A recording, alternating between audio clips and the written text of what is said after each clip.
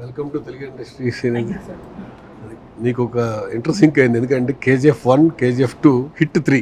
అవును కదా, నేను yesterday saw that somewhere in Instagram 1 2 3 yeah.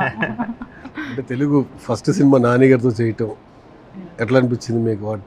చాలా చాలా హ్యాపీ ఎందుకంటే I've been fan of his work, like I said that I've been watching his movie when I was in college, not too young but once college, and You learned something from the previous. yeah, and he's, you know, one of those people who are very very humble and very rooted, and you can relate to him even if you're watching you know, from the other side, not on the screen. I'm not in person, so I think even before I met him he was already like ma intlo manishulaga.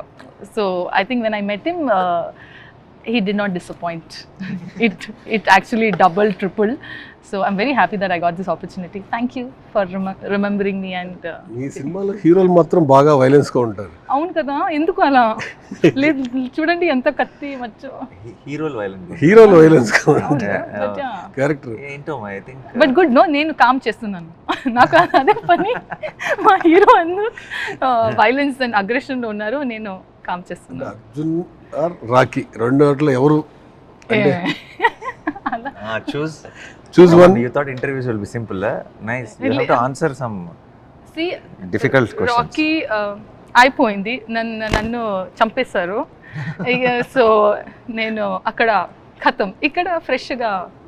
అదేంటి KGF3 వస్తుంది, దాంట్లో మీరు మళ్ళీ నేను మెమరీలో probably I have to come. నేను పోయింది కదా, నేను చంపేశారు already, unless it is a flashback. But ఇక్కడ ఫ్రెష్. బట్ ఇక్కడ you don't know, you never know చంపేశారా లేదా నన్ను. Oh yeah, I saw some theories. అంటే వెయిట్ చేయాలి. The first day నేను they killed me and then you went ballistic behind the villain. ఇలాంటి ఒక థియరీ ఒకటి చూసాను నేను ఆన్లైన్ లో.